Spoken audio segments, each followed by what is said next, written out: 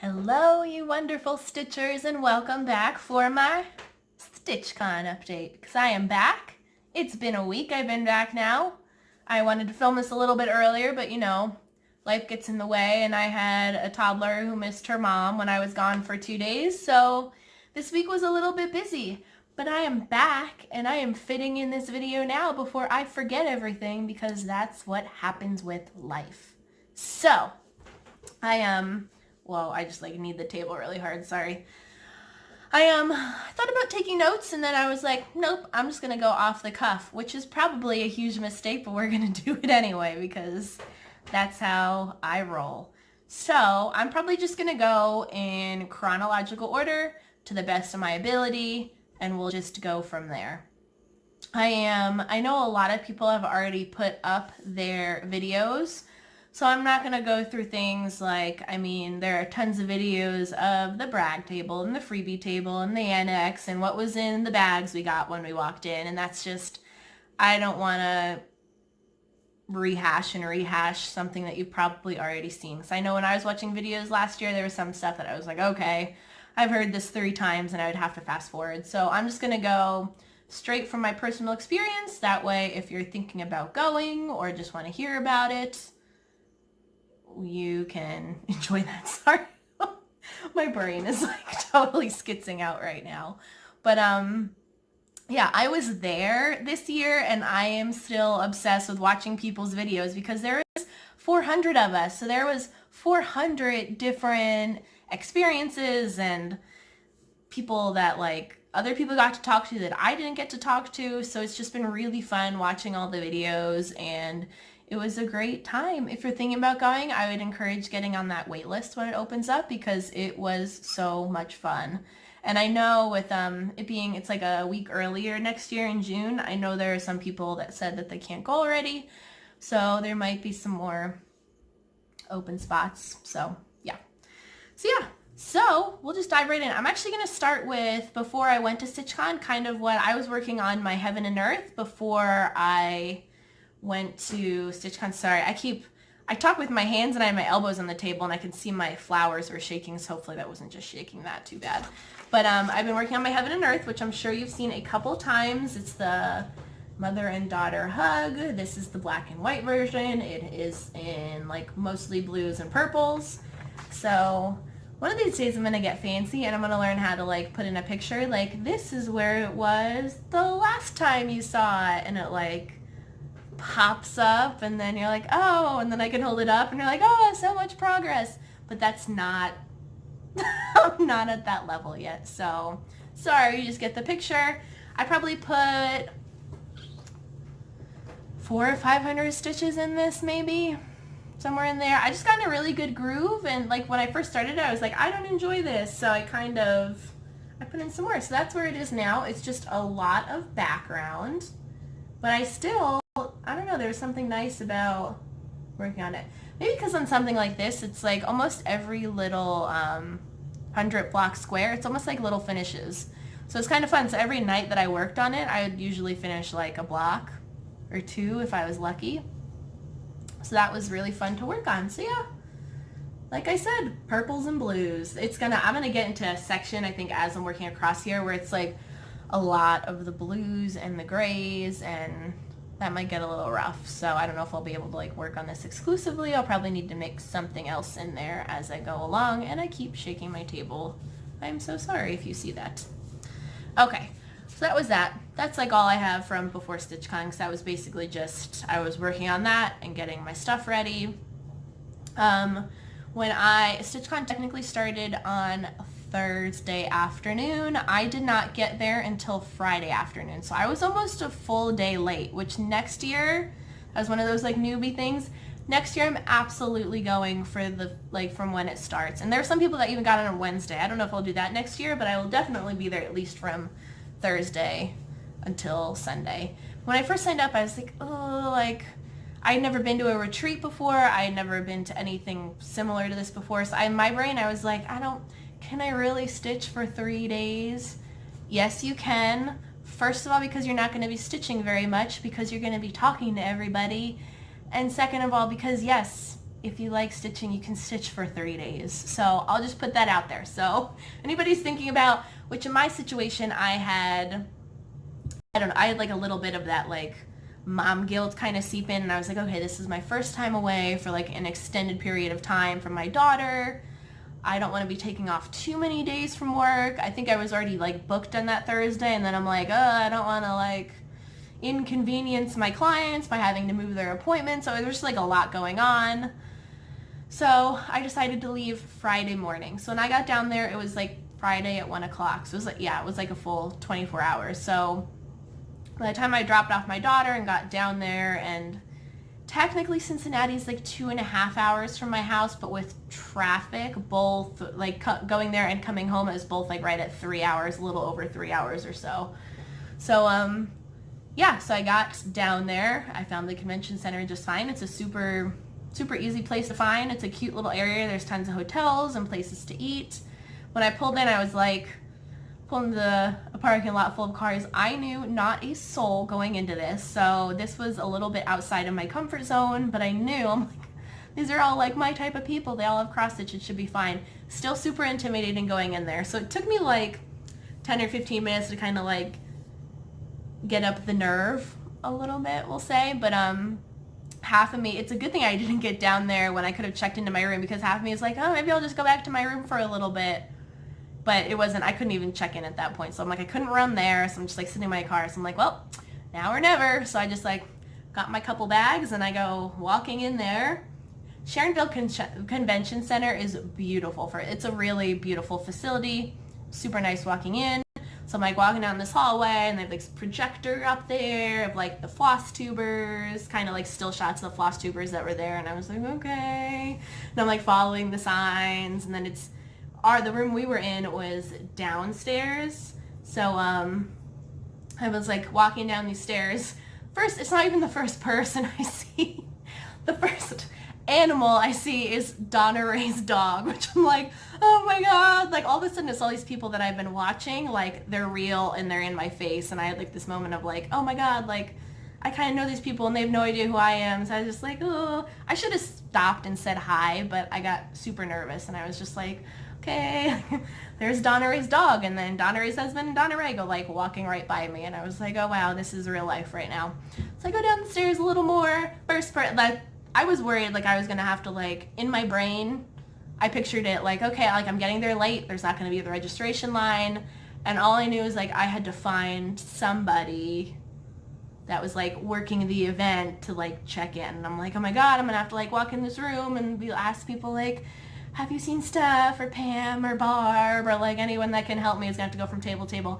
I look down the steps, I like run right into Steph, and I was like, oh my god, and by then like my whole body is like, wow, like I'm in like overload. So it's like, it's Steph, who I've never like really talked to that much, but immediately I was just like, oh my god, can I have a hug? So I was like overwhelmed anyway, and she gave me like the best hug ever, helped me check in, that was fine. And then you are just released.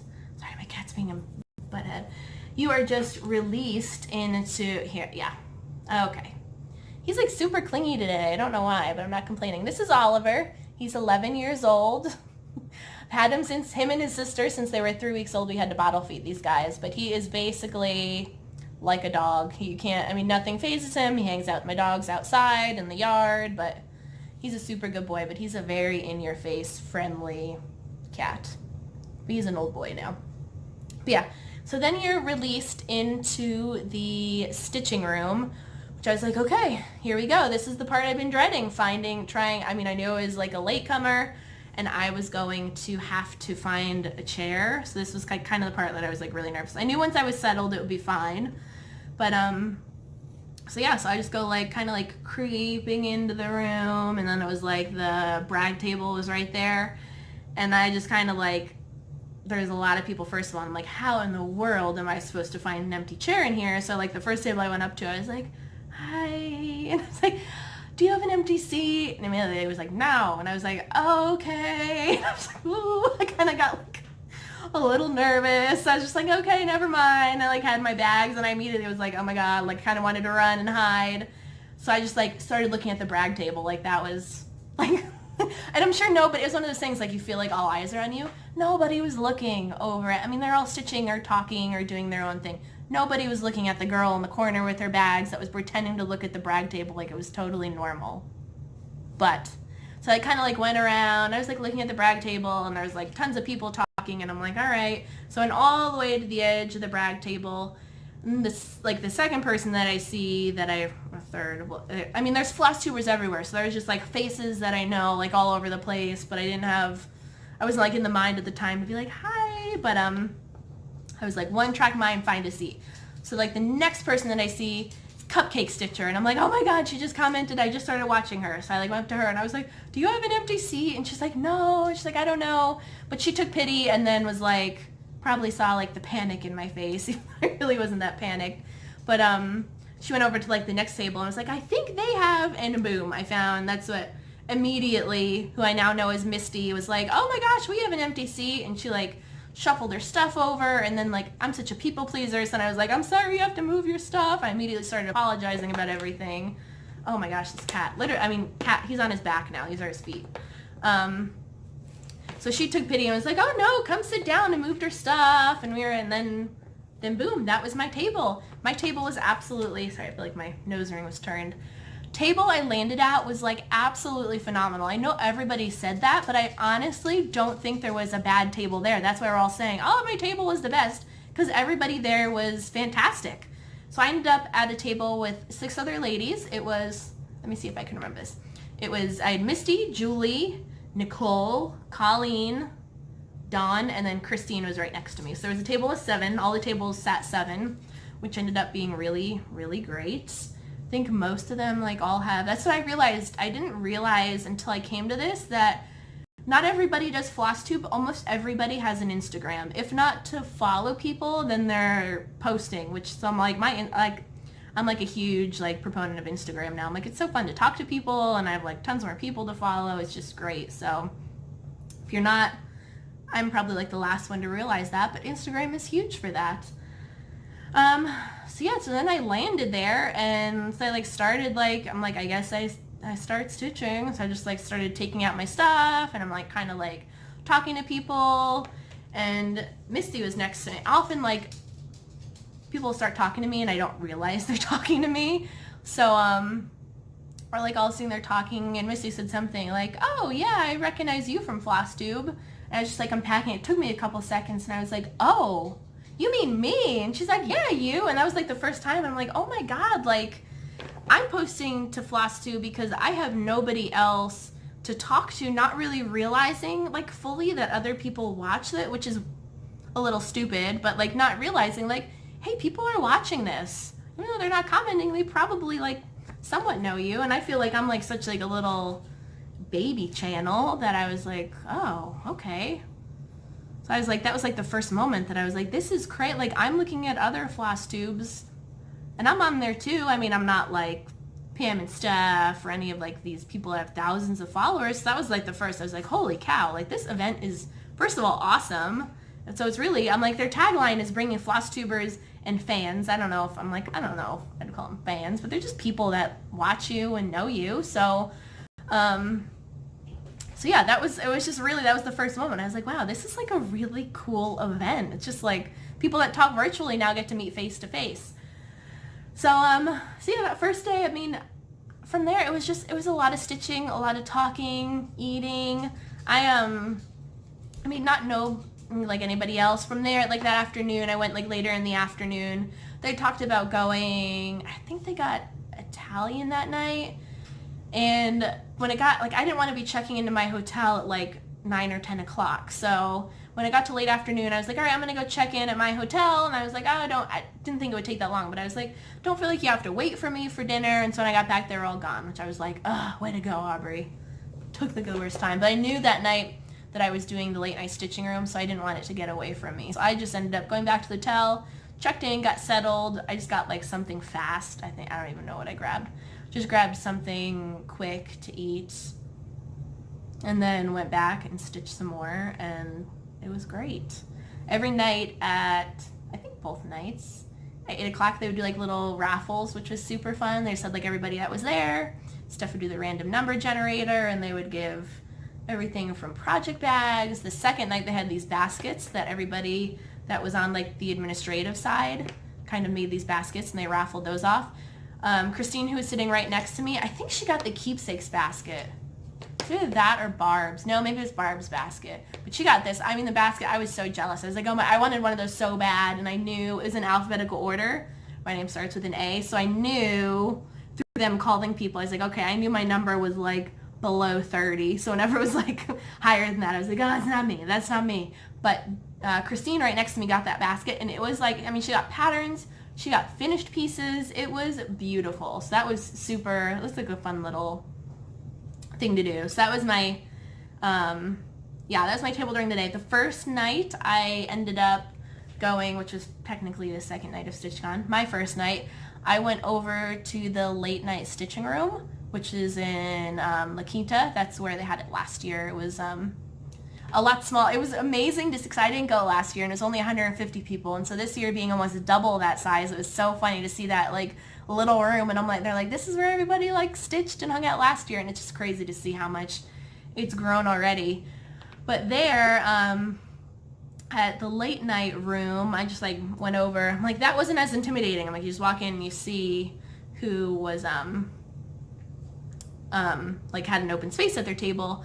I ended up at a table with Neely's Needle Nest, who is here. She's on YouTube and Instagram. And then the owner of Fire Poppies and Madam Ice, which I never met before then, but we were like talking. I think Caitlin was like, oh yeah, I kind of have seen you on Flosstube. It's just funny. It's like an instant, like if cross stitching isn't the instant icebreaker, if someone like knows you or you know someone from Flosstube, it's just like the instant icebreaker. And Caitlin is fabulous. I had so much fun talking to her, and Susan, who owns Fire Poppies. And yeah, so we just like stitched and chatted. I ended up getting Caitlin and Susan were talking about getting an Uber, and I'm like, I could just drive you back. That's like, I mean, I was there literally, I think we were there until like 1:15, 1:30. We were there late. So I ended up zooming back, bringing them back to their hotel. I hope I'm not forgetting anything. Yeah. Then went to bed. I don't know. I think on the first day, pretty sure I shopped in the annex.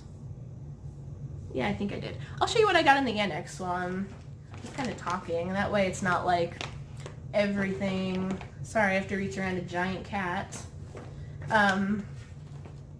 Kind of go in order here. I didn't get a ton from the annex. I also shopped at Keepsakes, so I'll show you what I got over there. I had never been to an L&S before, so this was like, the annex was kind of my first taste to at least see models in person. Like everybody says, absolutely, you see a model. Oh my gosh, this cat. Yeah, there he is. What was I saying? Oh yeah, going to like a L&S. When you see something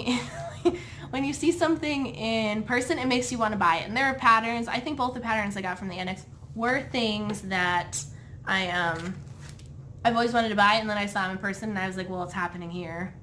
That's that. My first was the Rosewood Manor, the Christmas quilts, which the pattern was pretty.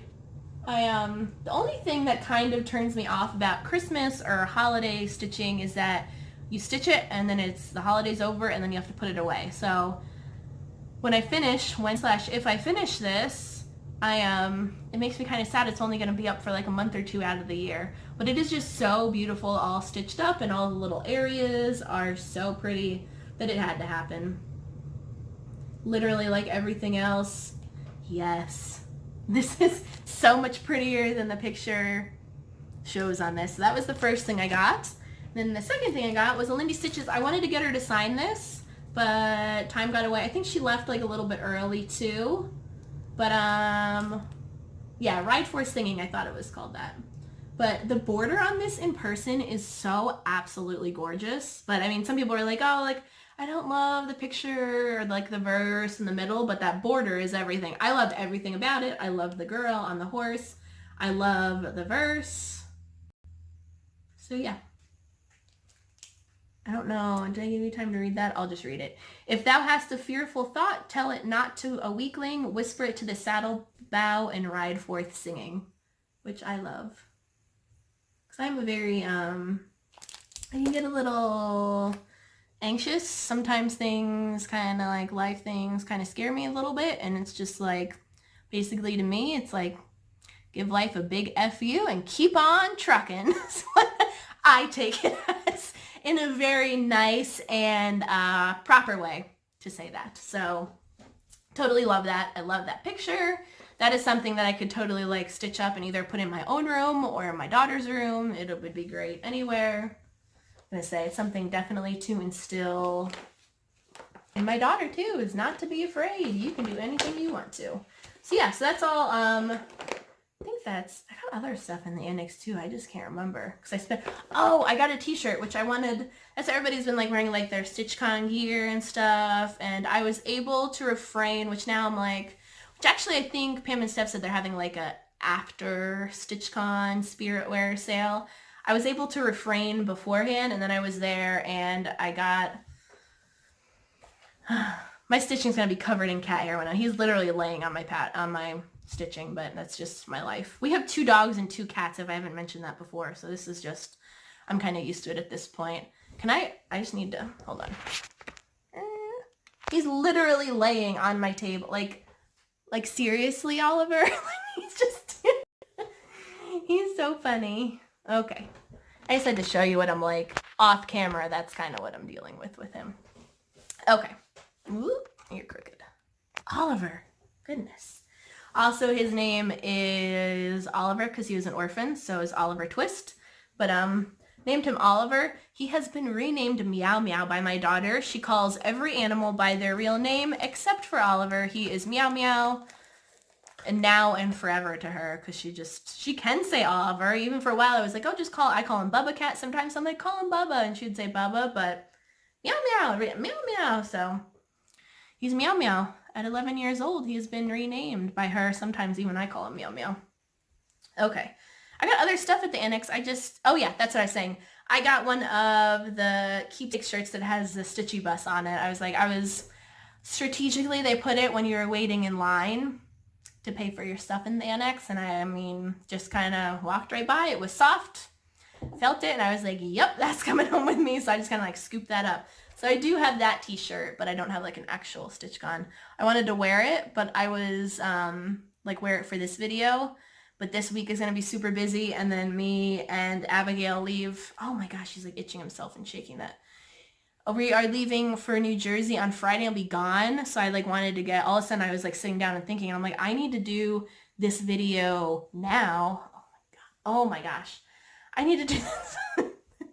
Need to do this video now. Otherwise it's going to be like 2 weeks from now and I'm going to forget all this stuff. So I wanted to really kind of squeeze it in now. I realized I had time. So fortunately that shirt is in the watch, but I'm sure there's other people that have that shirt. Look it up on Instagram. I'm sure it has its own hashtag. So yeah, so that's what I got in the annex the first day. I also got something in the annex the last day, but that's, oh my gosh, she is covered. Thank God for lint rollers. I don't know what I would do in life. Well, now one of the pieces you're going to see that I worked on, Stitchcon, is going to be, this is what I worked on the first day. I brought Savior's Praise with me. I'm sure you have, oh gosh, this is such like a massive piece. Most of that, what I worked on at Stitchcon was that, was the flower pot. So I had to finish, I only had like part of that flower pot started, finished the flower pot, got all the flowers in, and then that chicken. That's what I worked on the first day. So it wasn't a ton. Everybody was there. It was like, I didn't get any stitching in. I was like the opposite. We're going there. Yeah, I was talking, but it's still way more stitching than I like ever get done at home, because realistically I'm only stitching for maybe an hour a day. So maybe 2 if I'm really lucky. A lot of times at nighttime after I get the baby to bed and kind of like straighten up a little bit. So by the time I get settled, it's like I'm just so tired that I like stitch a little bit and then I'm watching a show and I don't like accomplish it. Even though I'm sitting there stitching, I'm not really accomplishing a ton. So got a little bit of progress on that guy done. I just love this piece. There was someone, which, it was like another, didn't have many regrets, but there was one thing that I used to be introverted to a fault, where I was like so super shy that it's like talking to strangers, or I just didn't know how to like converse with people. And then I was like a waitress for a little while, turned into a bartender.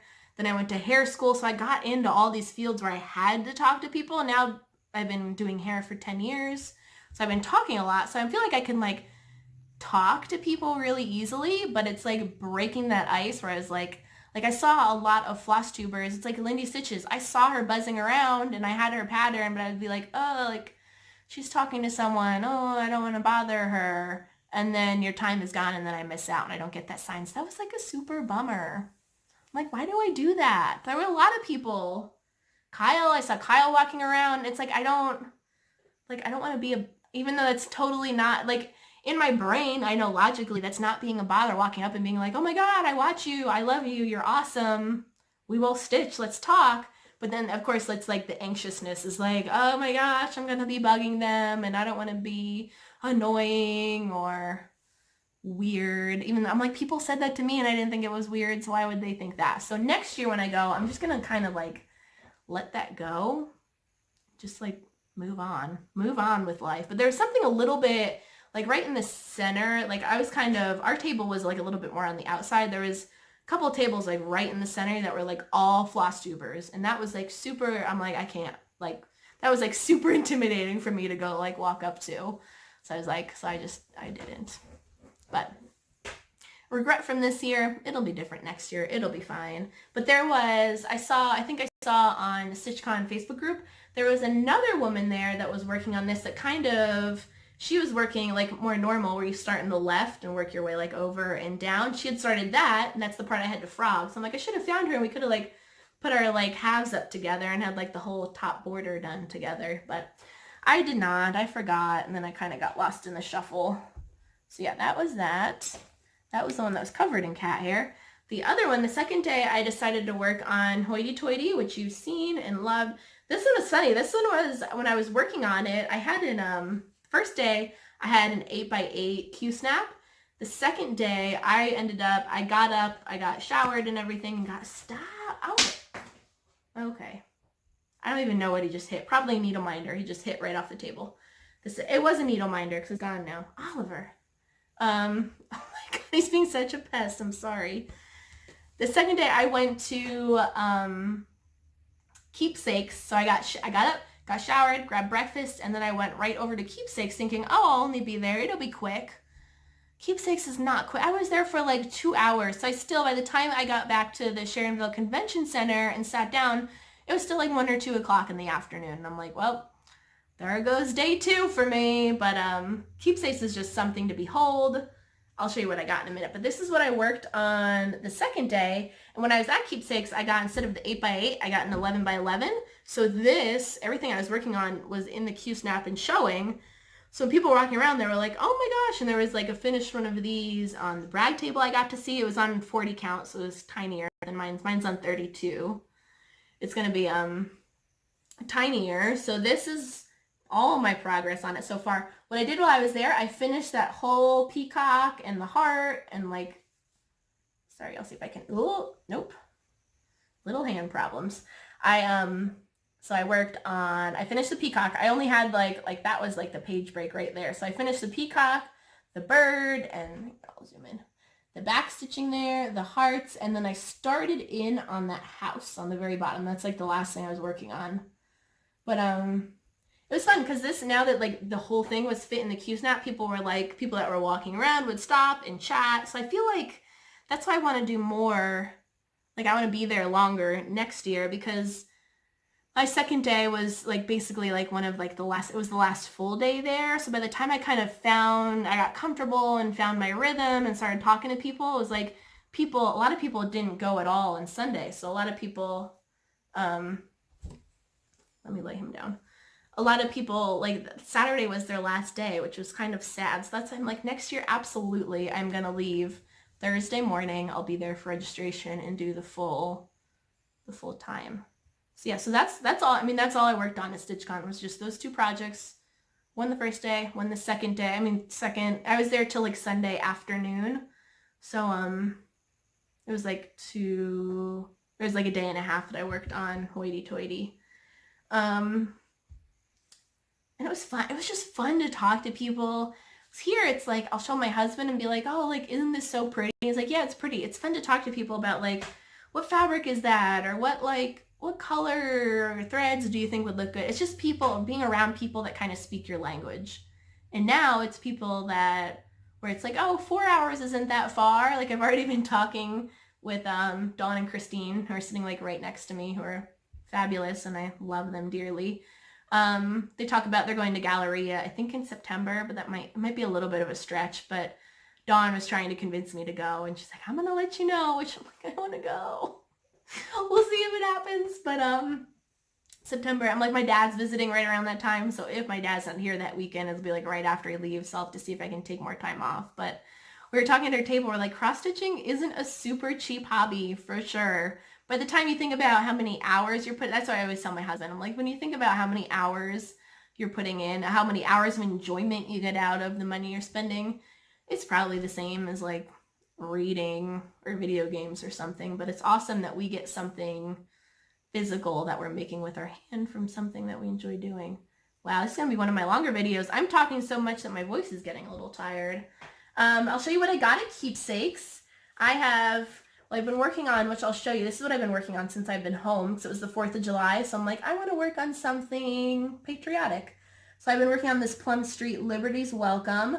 And everything in this, I'm doing the called for DMC, but like the big areas, like the grass and then the roof, I really wanted something variegated since it's going to be like big areas. And I'm like, I just don't want to stitch the same solid green for that whole bottom there. That would get a little boring. So I went into Keepsakes, which this, like, getting fancy floss was the only thing like I really went in there for. Of course, I got more than that. Like I said, I already got that bigger Q-snap there, which you'll see. That's what I'm stitching my Plum Street in right now, that it's still sitting in. And I forget. I don't know if I ever grabbed her name. Who is the lady? I want to say it was Susan. I think it was Susan that was helping up like in the floss room. And I was like kind of trying to look, and I didn't even have that pattern with me, so I was like bringing it up on my phone, and she was helping other people, and she kept like, let me know if you need help, and I'm like, all right.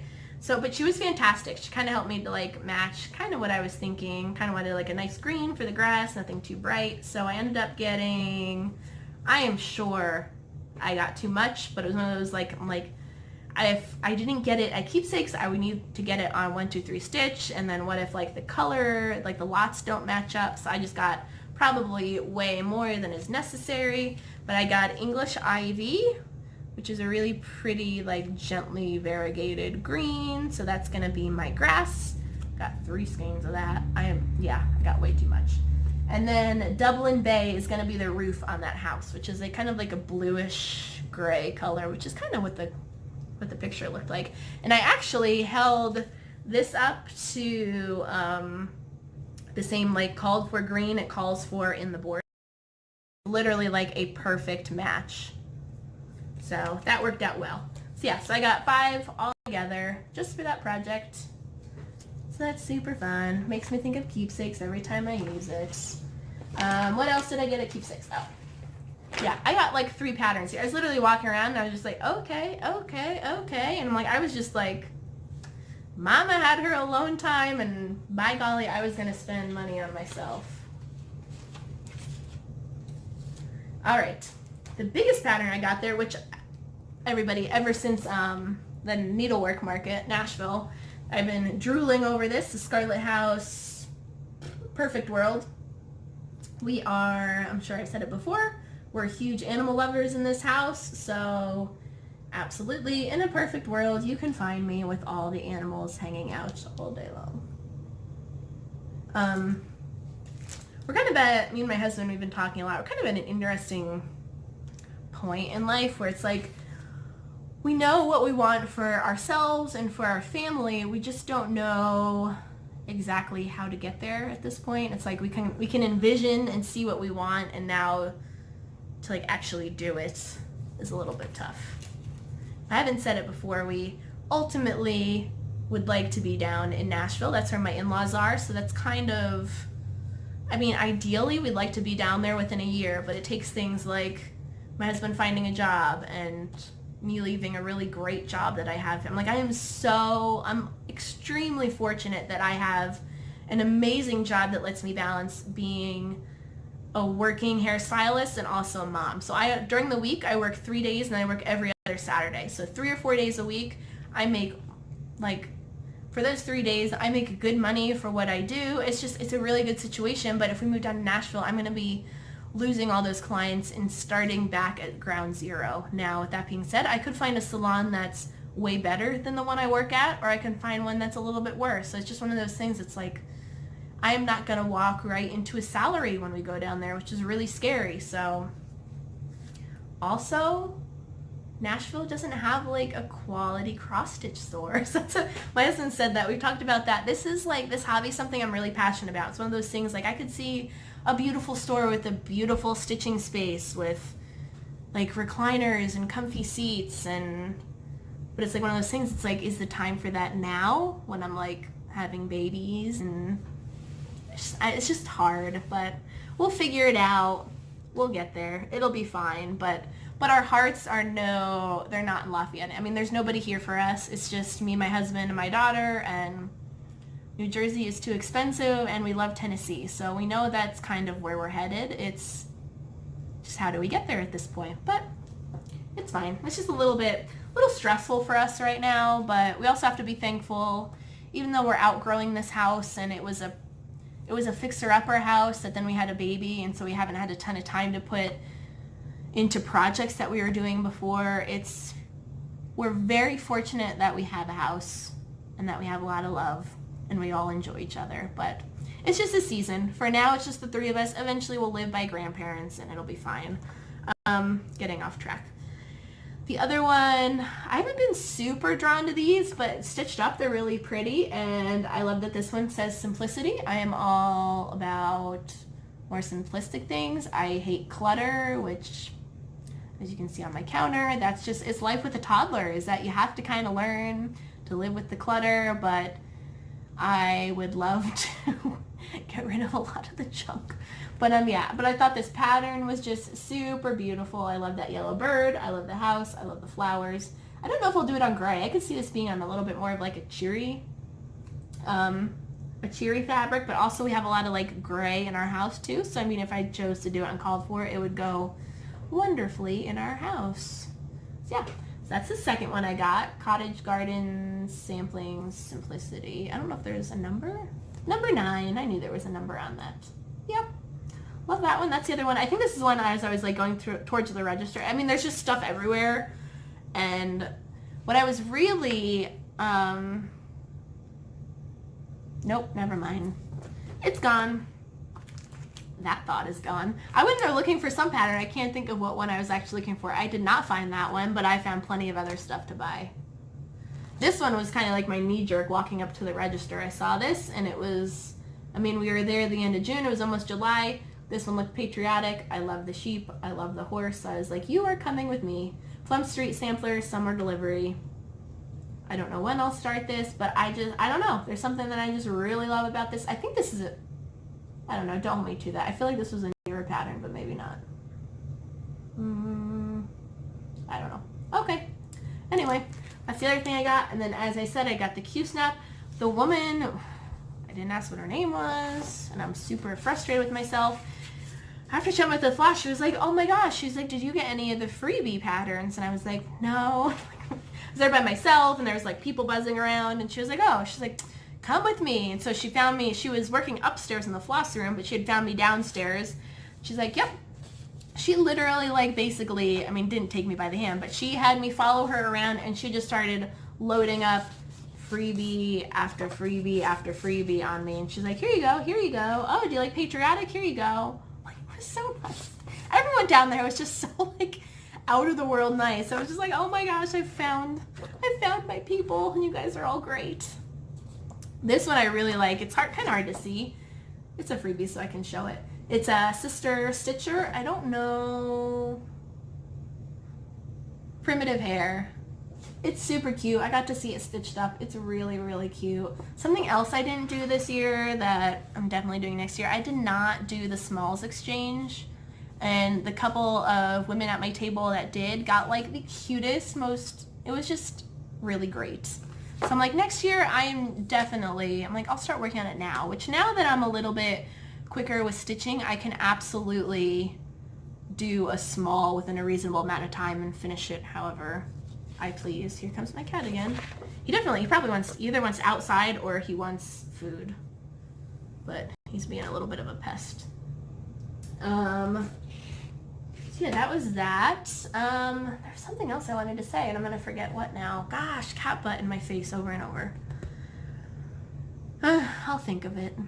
Saying goodbye, it was hard saying goodbye. I'm like, I was only there for 2 days, but there was something that was still like, was just crushing saying goodbye. I'm like, all my table ladies are all hugging, and I am not an emotional person, but it still kind of was like, oh, I just made all these great friends and we all live states away. There was something that they did that was absolutely phenomenal. There was, they put up big poster boards of all the 50 states, and so you got up there and you got to put your name, your city, and your email, and like your local on us, which I don't have. So that way, like if anybody else was there that lived reasonably close to you, you can kind of hook up with them. So I put my name down, and like probably like a day later, I go up there and I'm like looking at all like the towns, and oh, there's someone nearby. I live in West Lafayette. I see someone else, West Lafayette, which is technically different towns, but it's either we live on the northeast side of town, she's on the west side of town, so she's 15-20 minutes away, and I was like, there's somebody that lives by me. And I got like so excited. I like took a picture, and so then from like then I think I'd like another day there. I kept looking at everybody's like name tags, like, are you Madeline? I hadn't like seen anyone. I think at one point somebody had gotten up and was looking for her, and I was like, has anyone seen Madeline LaFranc? And I was like, oh, that's who I'm looking for. And I was like looking around, but I don't think she was there at the time. So long story short, it was a misconnection. And so I get home and I had her email, and I'm like, I'm going to email her. And I open my email, and there's an email from Madeline LaFranc I got home Sunday, from Sunday morning, and she's like, hey, I'm in the stitching room. I'll be here till like 10 a.m. If you're here, I'd love to meet you. And I was like sitting like on my couch at home, like, oh no, which I didn't get to the stitching room like till right at 10, but I'm like, I could have, if she was still here, I could have said hi face to face. But that line of communication was over. So we loosely have plans to meet up. She's local, but so I'm like, I couldn't find her in the stitch. She wasn't in the Facebook group, and I'm just like, who is this person? Mystery person. So, but I'm super excited. So that's what hopefully like the end of July, we'll meet up, and kind of like a blind friend date. It'll be super fun. Somebody in my last video said I say super so much, and now I'm like realizing it. I'm like, oh, I don't know, like I need like a rubber band to snap every time I say super. But yeah, I'm really, really excited. Even if it's someone to go, oh my gosh, my cat just fell off the table. Even if it's someone to go to Panera with and stitch and hang out with once every 2 months would be like great. So that was just super exciting to be like, there's someone from my town here. Other stitchers exist out there in life. So yeah, so I think that was all my Stitchcon experience. It was great. It was really, I was talking to my manager when I got home, and I was kind of, they're like, she follows me like on my stitching Instagram. That's what got tricky. It used to be when I first like opened up this, technically my stitching Instagram used to be my hair Instagram. You know, everything's very compartmentalized in my life. So I have like a personal account, I have a hair account, and then I have a stitching account. But now it's starting to get confusing. It's like I'll hop from my personal I'll hop from my stitching onto my personal, and there's a couple stitching people I follow there, and I'm like, I hope they know this is the same person. So it's getting a little confusing now, but it's fine. It's fine. It's life. Yeah. I forget what I was saying now. Oh, my manager at work, who's kind of like the salon mom. I've known her for 6 years now. So she's almost like my Indiana mom, but she's also like a really good friend too. But I was telling her what I did, and she was like, I am so proud of you for like stepping outside of your box and going to this and knowing no one. And she's like, it's so great that you have something outside of being a mom. Like, you need an identity outside of being a mom. And I thought that, I'm like, that is so true, because especially, you know, being when you become a mom, it's like it changes you in the best way possible. But there's nothing wrong with saying like, I need a 2 or 3 night timeout, like just not to be constantly touched in a human pillow. And I'm like, I live for my daughter, but it's important to feel like a normal person too. And that's what kind of this served as. So that's what I think this like Stitchcon is going to be my like, hopefully, as long as life cooperates, my once a year little like mommy getaway timeout for me. Because it was, even though I miss my husband, I miss my daughter, it was really nice just to be myself and not just be mom or not just be the hairstylist, but just to get to be like, hey, I'm me. So it was really nice. Yeah. Oh, well, since I've only been home like about a week, but I'll show you what I've been working on. Like I showed you, I've been working on the Plum Street Samplers Liberty's Welcome, which was a Mania start. And I started up in the top left corner like I often do, as long as I can. So I started up in that little area. And this is as far as I've gotten now. Hold on. Boop. There you go. Oh, also, this is something, last day I was there, I was like, I'm going to go look in the annex one more time, even though I shouldn't, which I shouldn't. But of course I walk in and I'm like, ooh, so I got a little needle minder there. Oops, can you see? Yeah, little Stitchcon needle minder. It's black. It says Stitchcon in red. I love it. This is something also that I was not into before Stitchcon. I didn't understand the needle minders. I was like, oh, that's not something that's super necessary. Also, I will say, I don't know if I've said it before, I stitch on a sectional, in the corner of a sectional, which is beat up. It's like 5 years old. It desperately needs to be replaced. We're just kind of like dealing with it for now.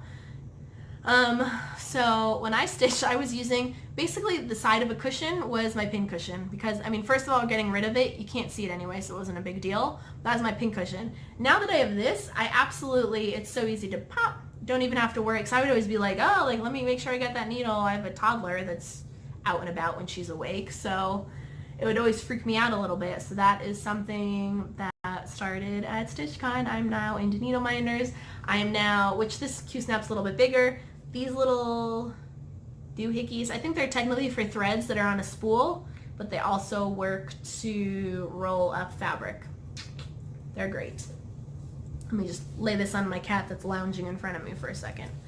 So yeah, so it just kind of keeps the fabric. Even if I don't attach it to the Q-snap, it's nice just to roll it up and stick those on the end. So when I can just kind of grab it and it stays in one spot. That I wasn't into before Stitchcon. And now also I'm railroading, which I always thought was like, oh, like railroading, is it really necessary? And now I started doing it and now I'm like obsessed with it. It's all I can do. And now I'm like, my stitches just look so much neater and it really does, it makes them look like perfect. So yeah, a lot of people were Dawn, who was like 2 chairs over from me, is like, you've only been stitching like a year and a half and you're working on hoity-toity, you just jumped. And I'm like, yep, jumped right in. Here I am.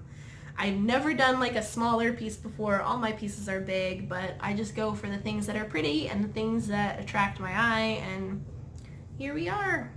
So yeah, so I think that about covers it. Wow, we're 50 minutes. Yeah, this is definitely my longest video, so hopefully you've hung in this long. I'm real sorry. Not as long as Pam and Steph's little movie. I watched their first one, which I love their first one. I have to go, hopefully, like maybe later tonight when I'm stitching, and I'll watch the thank you card one. But I just love those two. They're just as fantastic in person as they are on screen. They're just really great. I always laugh because when I first like started getting into Flosstube, I was like, this is weird. Like, I didn't really get it. And I'm like, why are people talking? And then I started stitching and I was like, I have nobody else to talk to. Also, I'm just skipping around. I just realized that I'm like just a little over a year now that I've been in Flosstube, so that's super exciting. I want to say, I think this is video 10. So my goal was to do one a month. So that's, I mean, give or take with some off months there. That's not too bad. So yeah, it's been funny. I'm like, just a year ago I hopped onto Flosstube and now I'm totally stitching. I have tons of stitching friends that are now over many states. I'm like, I was saying, like, no matter where I go, so I'm like, oh, if we ever go to like South Carolina and go on vacation, I can go visit Fire Poppies and see Susan. And if I ever go down to Cincinnati, I can go to Keepsakes. And so now it's like you kind of have this like little network. Also someone, that's what, like I was saying, this weekend I didn't like approach people and be like, oh my gosh, I love you. But if things organically happened, I would start to talk to people. Another one was EJ from Sunshine Stitchers. I ran into her a couple of times and she's just, I loved her. I love her on Flosstube and I love her in person. She's just so happy. Gives off that super. I wish I had gotten a chance to talk to her co-hosts, but yeah, the weekend just kind of got away from me. So, but yeah, so I ran into her at late night stitching. We were both looking for the stitching room and I'm like, oh my God, I love you. Her hair is fabulous. Stop. Catfoot again, scratching himself. So yeah, so she's someone else I got to talk to that was just so super sweet. It was just great. That's all I have to say. It was just great all around. Can't wait for next year. Yeah, I think that's all I got. It's gonna be a little long. So yeah. Plans going forward, I have no idea. I'm gonna work on, I haven't even thought. I'm leaving for New Jersey in 4 or 5 days. I have to get me ready and a small human ready to go.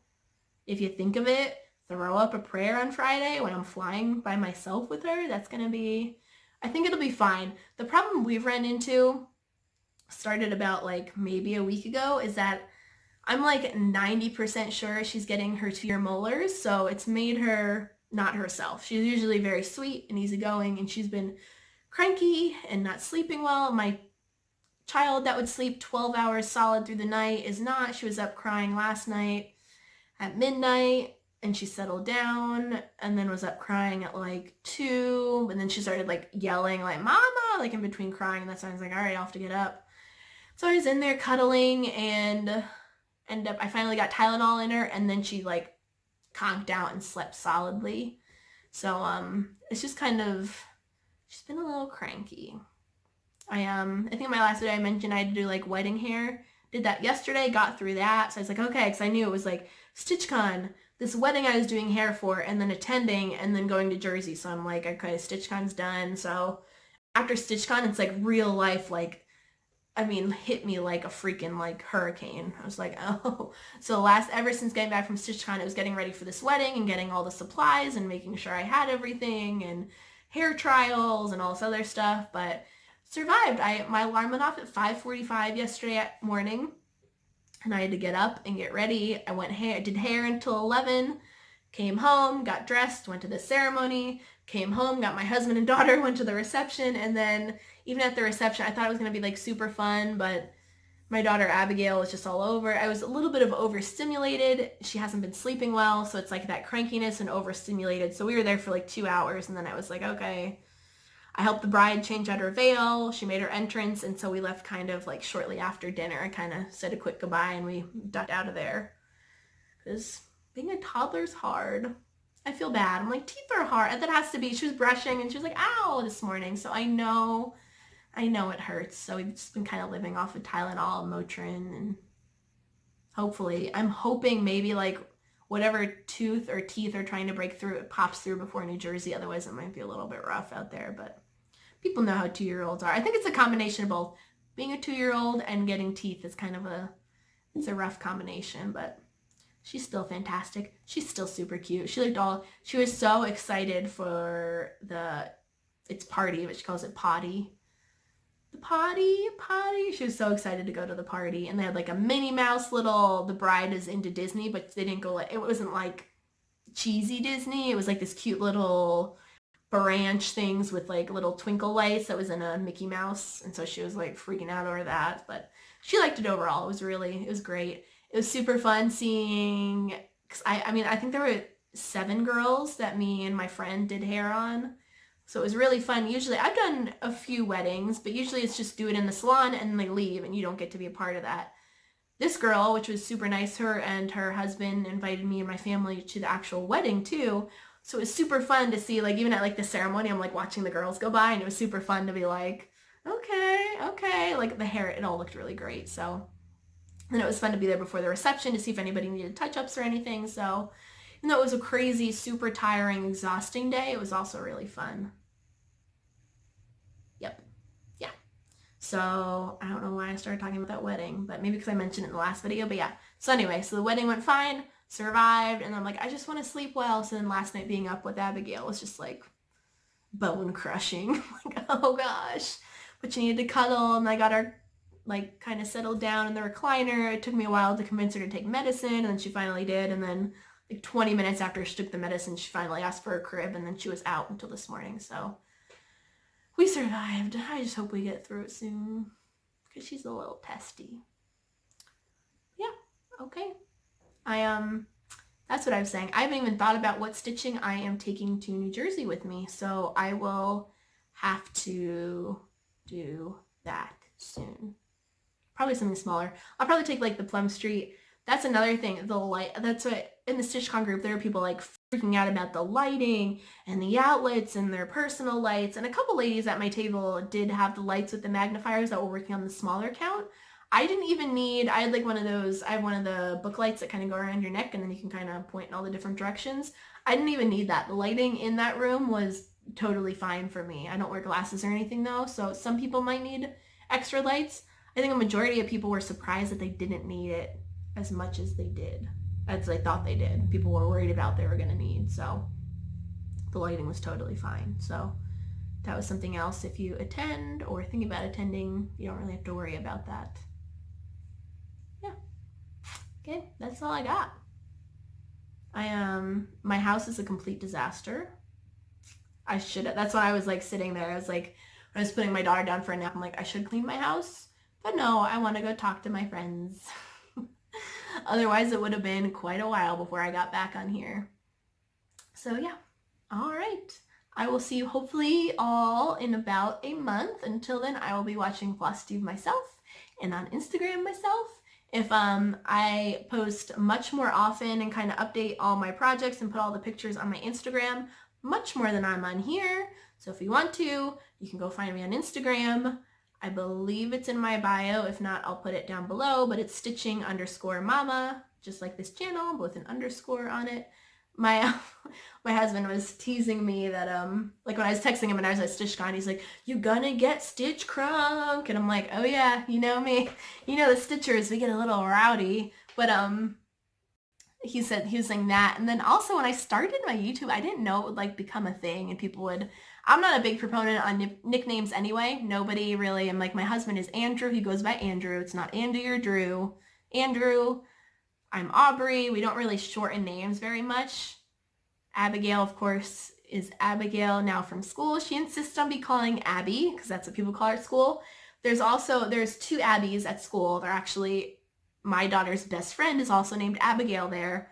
So there's Abby V, which is her friend, and Abby K, which is my daughter. She now calls herself Abby K walking around the house. Abby K's? No, like if the dog has something, no, Abby K's. And we just laugh that now she thinks she calls herself Abby K. I'm like, oh my God, here we go.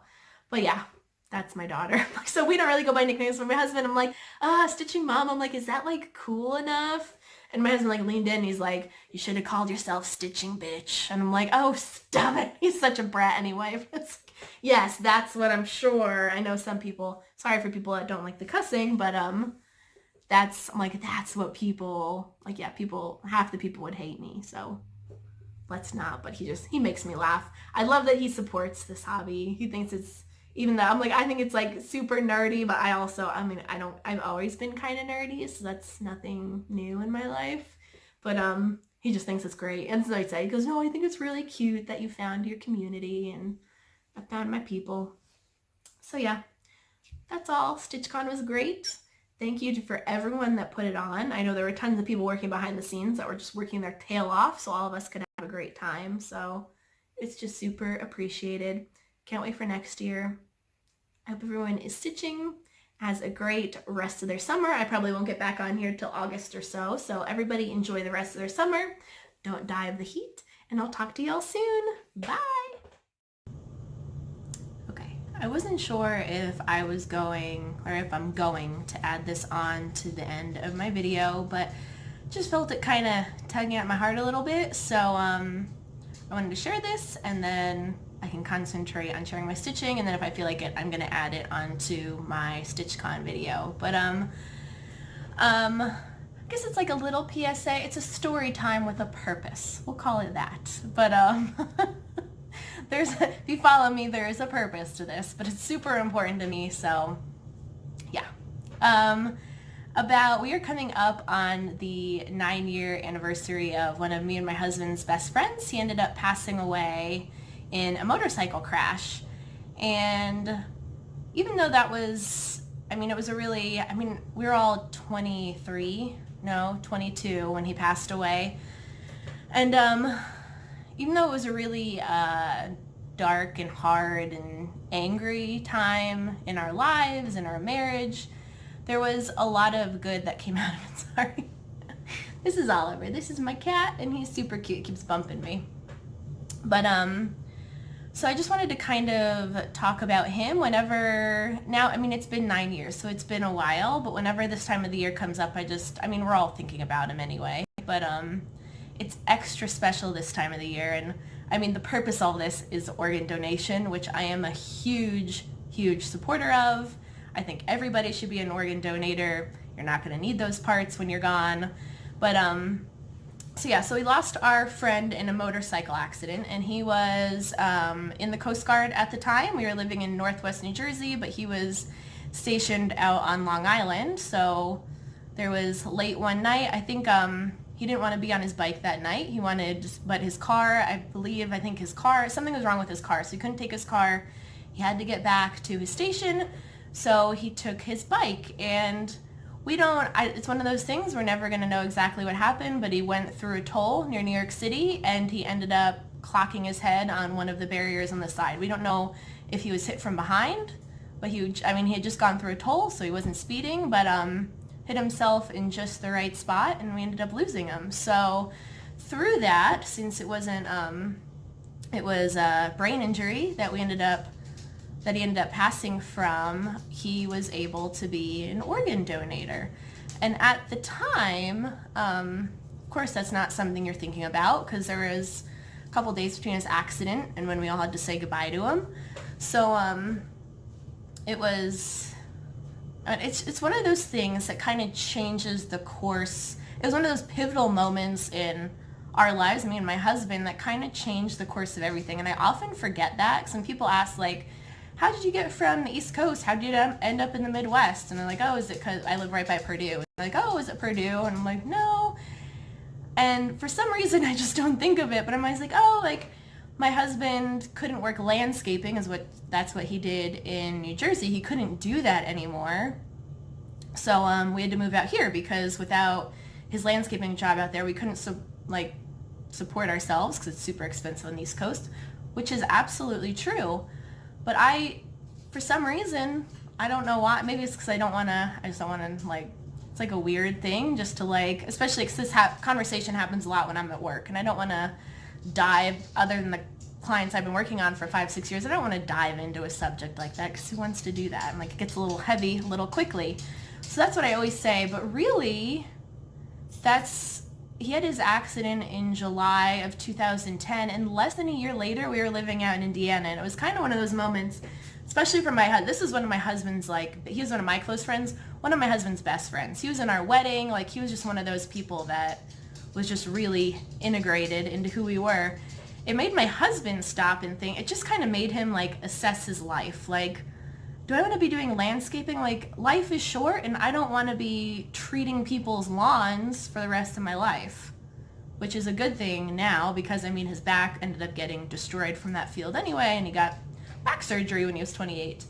But, so yeah, it was one of those things that made him reassess, and really, we're Christians, so, it really made him pray about it and kind of be like, where am I going with my life? So that's kind of, and then, long story short, his brother and sister-in-law work in a boarding school, and so he started working with boys that were at this boarding school, and now he's worked with I always say he's more or less in the social working field, but his heart is for troubled boys, is what I always put it as. But now he's working at a local county facility. It's not DOC, it's one step before DOC, so it's for troubled kids that judges court order there before. So it's kind of trying to stop them before they end up in the system, if that makes sense. So he's still working. So I always say, I'm like, that's like, losing Michael is something that,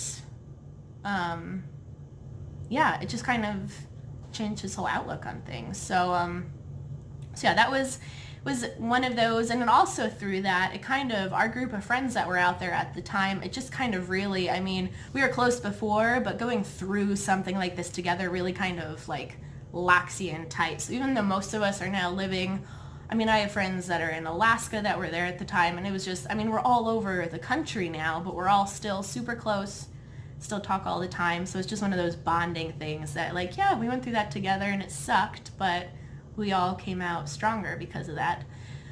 So anyway, yeah.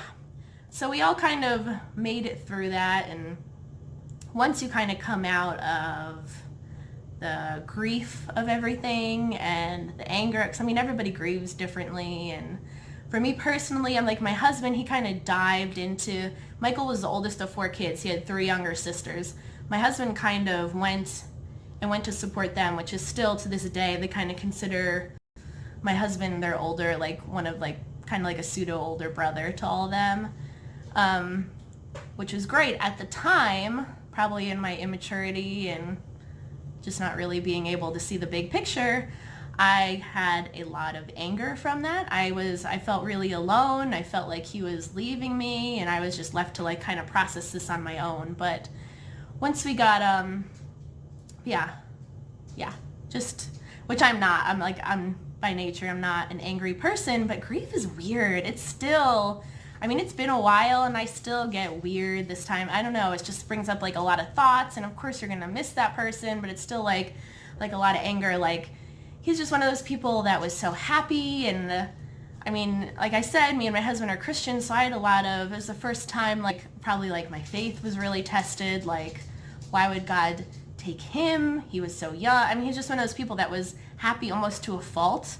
I mean, he was like all like just bubbling over with like life and happiness. So I had the anger at that. I had anger that I was working that morning and I didn't get to, like, everybody else got to see him and I didn't that morning, just to like say like a hi bye type of thing. Even, I mean, none of us knew it was going to happen, but I had anger at that.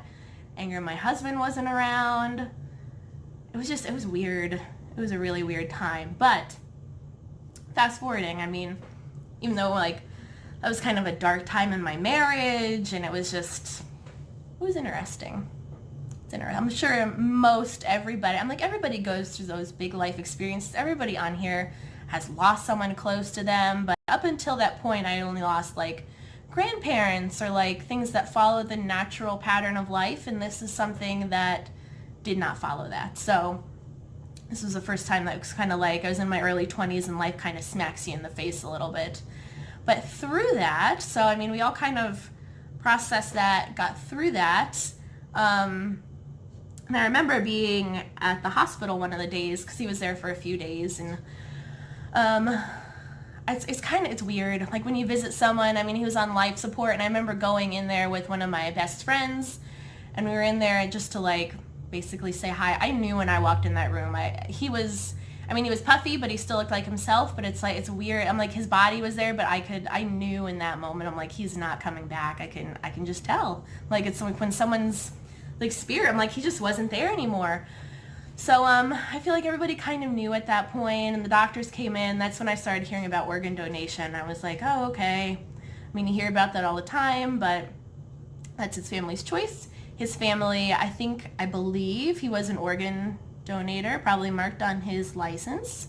So they went ahead and they got quite a few, because it was a head injury, they got quite a few organs. So I believe, I hope I got this right, I feel like there's 5, I want to say. Definitely 4, if not 5 people that went on to receive different organs from him.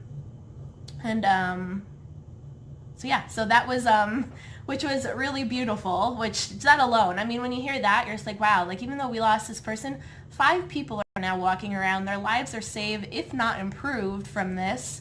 And so that just gives you, I don't know, it just kind of like lightens that burden. So yeah, he went on to, his donators got their organs. It was a while later that the woman that received his heart was this adorable little lady named Roxanne, which I still follow on social media. But she felt so renewed from a new heart, which, I mean, it could have been any heart, but it was just sweet that it was Michael's.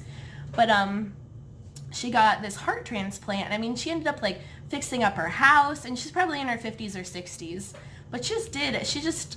I renewed her so much that she ended up writing into Oprah, I believe it was, and was just basically begging to meet the family, which is not something that's normally done with organ donations. Then they reached out to Michael's family. His family was like phenomenal, and they said, absolutely, we want to meet her. So it wasn't on Oprah. I mean, it might have been like on Oxygen or one of the networks, but it was just like a little clip. But they ended up getting not only to meet Roxanne, but I think 1 or 2 other people that received his organs. So it's been awesome, like following her throughout the years. And yeah, I kind of just lost my train of thought. I've been like Stitchers know, it's hard to keep our hands still, especially when I'm like talking and processing things. But I have like, I don't know if you can see, it's like a little ort ball there that I keep playing with in my hands. But yeah. So anyway, so not everybody gets to see this, but I've kind of been able like to get a glimpse into what organ donation does for people. And it is huge. If not for the people that are getting your organs, then it is huge for the family that is left behind. So ever since then, whenever I see an organ donation thing, I'm always like, I like share it on Facebook. I just every time I like check the box and I get a new license, makes me happy. Then I'm a donator. I just think it's a really beautiful thing that you can give to someone when you pass on. So that is my PSA. That is my little story. Hopefully that was kind of easy to follow. I didn't mean to get super serious, but it's something super serious and important to me. So I just wanted to share that with everyone. And now, now I'm going to do it backwards because I don't know if I'm going to put this on the end of my other video. But now I'm going to get to my stitching. I knew if I did the stitching and the Stitchcon thing with everything I just said in my brain, I would have been super distracted all over the place. So I wanted to do this first and kind of sit on it and see if I want to add this on to the end. But now I'm going to get to my stitching. If you're seeing this, this is the end of the video. So thanks for watching. I'll talk to y'all soon and have a lovely end of the summer. Mwah.